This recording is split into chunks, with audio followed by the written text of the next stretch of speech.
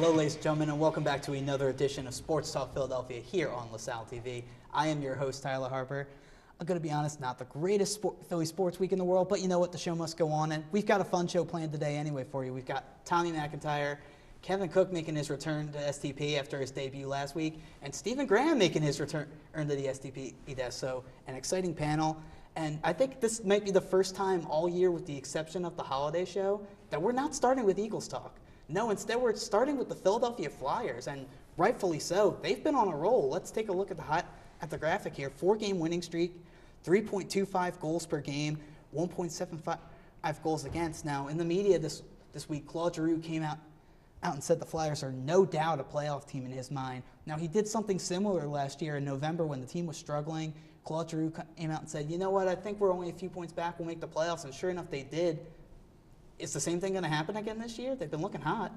Well, I mean, when you have Giroux, he is the captain. He is the leader of this team. He's been solid the whole entire year. I think that's what you want to hear from your star player. And it's definitely good to see them really playing well. Obviously, after the All-Star break, coming in and still winning games now. They're 22-7. They got less than 51 points. So they're looking good right now. Hopefully they can continue this. They still got a long way to go.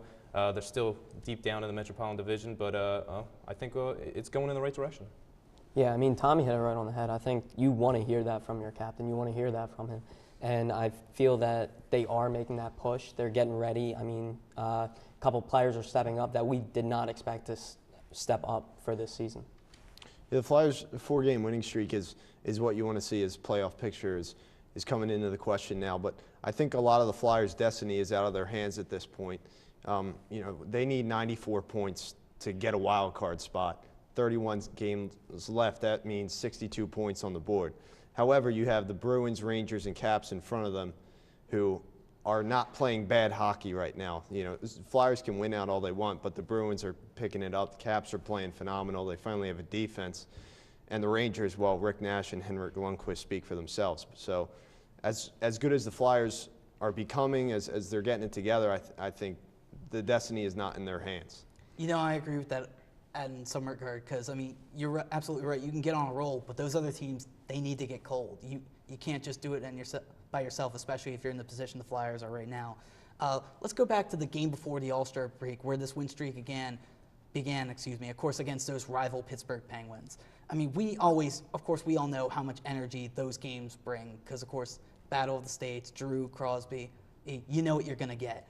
But why is it that the Flyers can't at least somewhat put that energy into every game? Because I remember a few years back in 2012 after they knocked out the Penguins in a brutal 6-game series, they had zero energy against the New Jersey Devils. So why can't Craig Berube just be like, oh, hey, pretend they're the Penguins, have fun?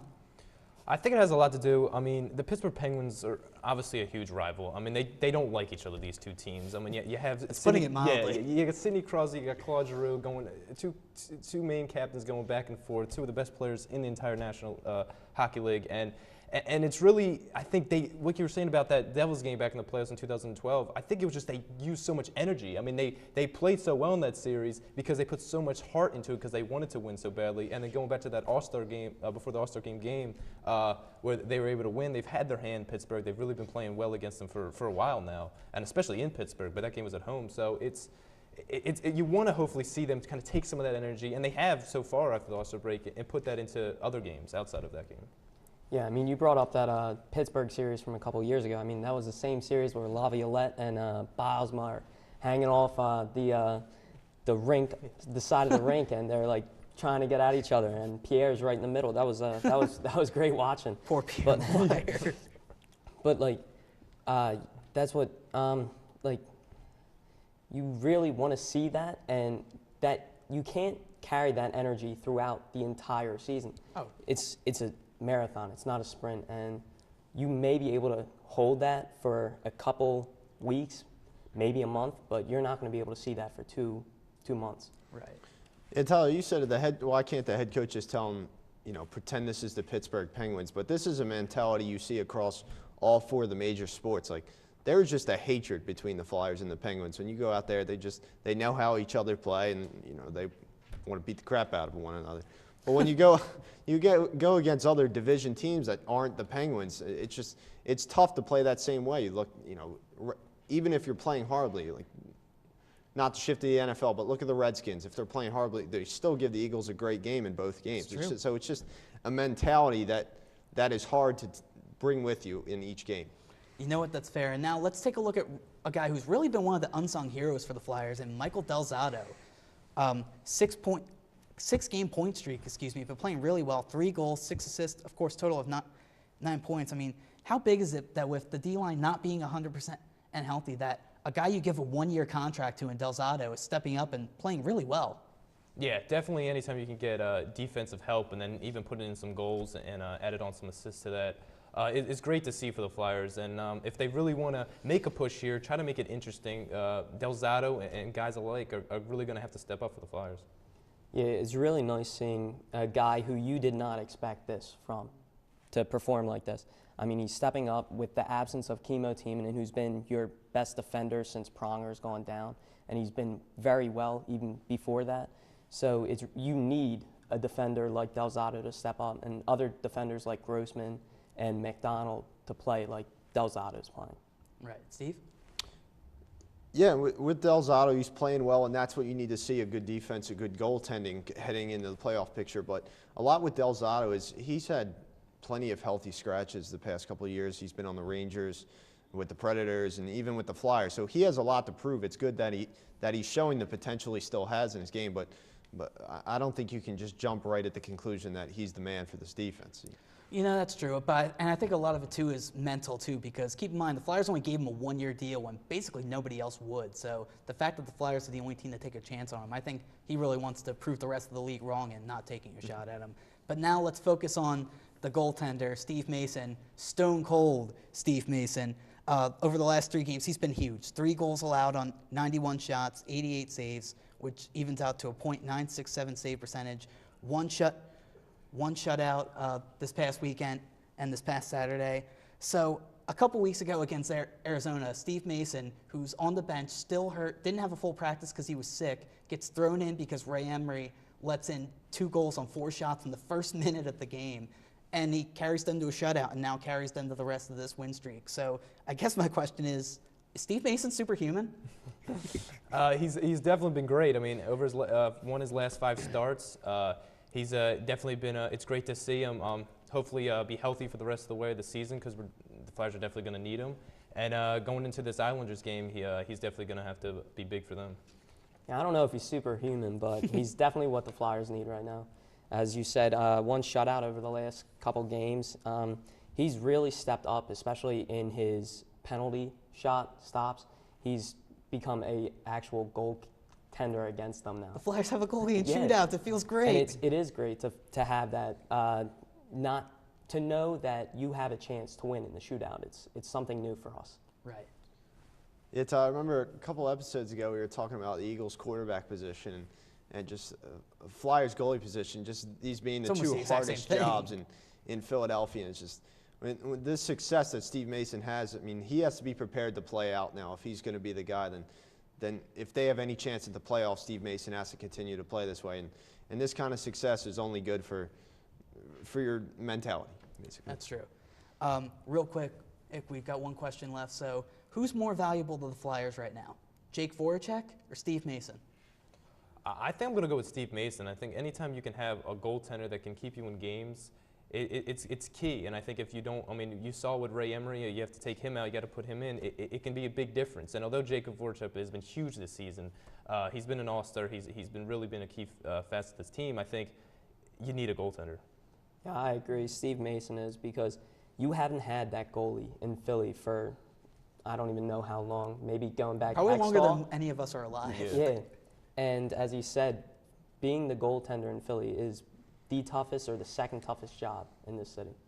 Steve? Agreement across the board. I think Jacob Voracek is a great player, but the Flyers have actually established some depth off the bench. They have 10 decent scorers on the team, so a successful goaltender right now is exactly what the Flyers need. All right, and now the Flyers are getting back after a nice, almost week-long layoff against New York this weekend against the Islanders. But now let's focus on the other team that plays in the Wells Fargo Center, the Philadelphia 76ers. What a week it's been for them. I mean, going up against two top teams in the Cleveland Cavaliers and the Atlanta Hawks. Of course, the Hawks on that massive winning streak, but the Sixers almost had them. So, I mean, with the Sixers contending with these two teams, I mean, Michael Carter-Williams coming out afterwards and saying, yeah, we could contend with anybody. How crazy of an evolution has it been for this team, or at least the players who have been here for both years of this team in just a year's time? I think it's just good to see them. I mean, because early in the season, the Sixers were not good. They were really bad. They were on a long losing streak. And I think now we're starting to see the development of the other players. I mean, Michael Carter-Williams has had a shaky start. He didn't have a summer. He was hurt with a shoulder problem. So he hasn't been himself. And he's done well with assists, but scoring field goal percentage is still down. Nerlens Noel, I've really liked what I've seen from him coming into his rookie year after the ACL tear. But I think the other guys, the guys coming off the Gins, the Jeremy Grants, the Robert Covingtons that we'll talk about later, are definitely huge guys to see step up. Yeah, it's good seeing guys that you didn't expect to step up. And that helps with the other players like Carter-Williams and Noel because it's taking less pressure off them. And you don't want to pressure them in the beginning because then they're going to feel that they have to do everything down the road. So with Covington, Grant, McDaniels stepping up earlier, I feel that it allowed Carter-Williams and Nerlens Noel to step back saying, all we have to do is what this team needs us to do right now. We don't have to worry about the long run. I mean, you guys mentioned, like, yeah, you got your, at least what this team considers superstars, and Carter-Williams, Noel, Tony Wroten, who of course is battling injuries, but he's been a star for them. But then you've got the other guys. Let's look at Jeremy Grant and Robert Covington.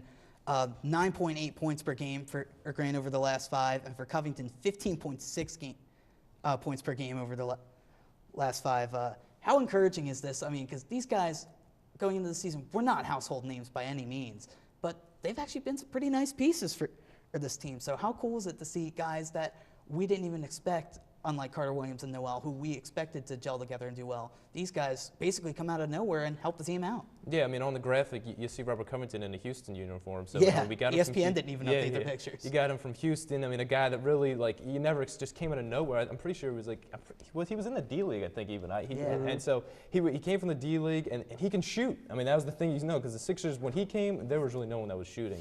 And then Jeremy Grant, I mean, this kid hurt early in the year, coming from Syracuse, never really shot threes, has developed a 3 now and is shooting like over 50% from 3. He's blocking shots left and blocking guys jump shots, not even like blocking guys in the paint.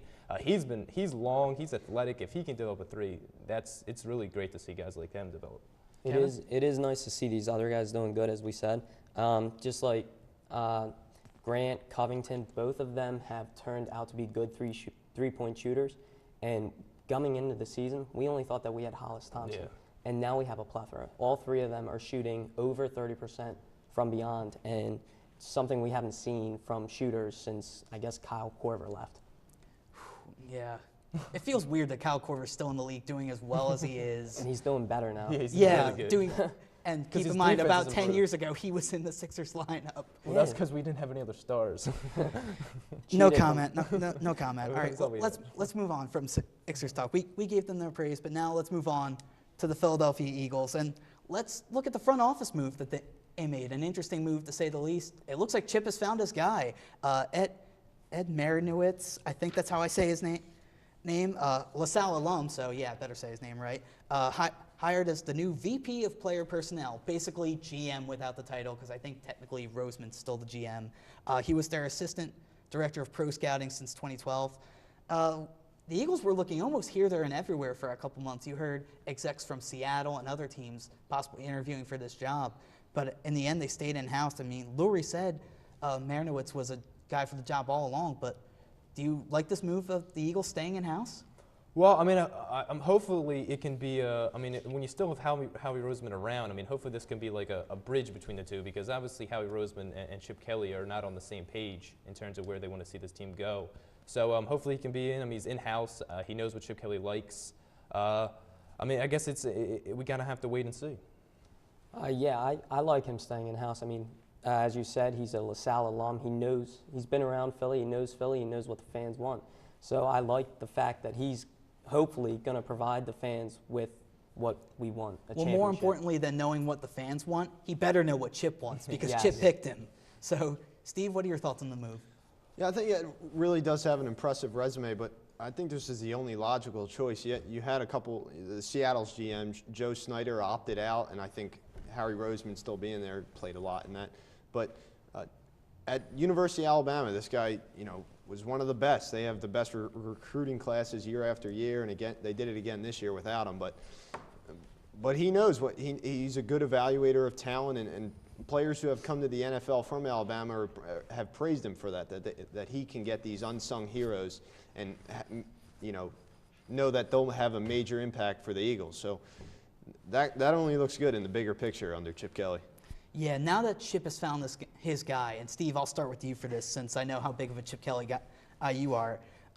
Obviously, him being second in command to Jeffrey Lurie, that puts a lot of pressure on him. Now that he's found his guy to basically be the GM, help him get his players, how many years do you think he'll have without winning a Super Bowl until Jeffrey Lurie gets annoyed and may put him on the hot seat? I mean, I know he's still got a few years left on his deal, and he's had 10 wins in both years, but, I mean, Jeffrey Lurie knows how Super Bowl hungry, as Kevin said earlier, this town really is. Yeah, it's really a hard question to answer because we get this new head coach 2 years ago, and every Eagles fan in the front office are like, let's win a Super Bowl now. But really, it's a rebuilding. So it's really hard. I'd like to say a minimum of 5 right now because it takes time to build your defense, build your offense where you need to. The Eagles are still trying to make a name for themselves. Basically put a reputation on themselves. Are they a defensive team? Are they an offensive team? There's a huge unbalance. So I think Chip has plenty of time to develop where he needs to develop and put a Super Bowl team together. All right, and not long after Marinowitz gets hired, there's already a rumor about where the Eagles may go in free agency next month, and it may not be where you think, but let's take a look at the stats. Jake Locker is apparently rumored to have the Eagles' interests when free agency starts next month. His career stats, 57.5 completion percentage, 4,967 passing yards, 27 touchdowns, 22 interceptions, 10 and fumbles. Kind of a so-so career in Tennessee for Jake Locker. He'd get hurt. People are kind of considering him a bust, but would you guys want to see Jake Locker as Nick Foles' backup this year? I don't really have an answer to that, but I mean, this guy, you're talking about Jake Locker, this was a really highly touted guy coming out of college before his senior year, but when he actually, before that year, when he was with Washington Huskies, he really was like this guy that, wow, this guy could be a #1 pick. He had all the talent in the world. He has an arm, but he also has running ability, so I can see whether Chip Kelly would like him, because obviously with that style of offense, a guy that could run would be, a nice asset. As Tommy said, he fits Chip's system a little bit better than Sanchez does. And, you saw he was 27 and 22 for his touchdown to interception rate. That's better than Mark Sanchez's was. So I feel that he would be a better backup in this system for the Eagles. Steve? Yeah, it's tough to say because they call him a bust, but he's a really athletic guy who played in a drop-back kind of offense down in Tennessee. So it would be interesting how he could play in the Eagles' offense. What's surprising is Chip Kelly usually goes after these guys that played against him when he was with the Ducks. You have Matt Barkley, who beat the Ducks a couple times, Zach Ertz, but Jake Locker, I think, averaged like over 100 yards each game, really struggled with interceptions. So, but Chip Kelly sees something in him, and he has the athleticism to run this kind of multi-asset offense. Yeah. Now, real quick, down the line, is there a chance that this means that the Eagles might not be interested in Mariota after all? I think Chip Kelly probably is definitely interested in Mariota coming from Oregon, but the way the draft works, these quarterbacks are going to be shooting up the draft boards. You got Jameis Winston, you got Mariota. These guys could be top 10 picks because every year there's always players that get drafted so high, even if they deserve it or not in terms of quarterbacks. Yeah, I'm with you, Tommy, on that point. Until Mariota's name either gets called, for example, with Tampa Bay, or a trade happens where the Eagles could get him, I'm not going to doubt that Chip Kelly's done with him just yet.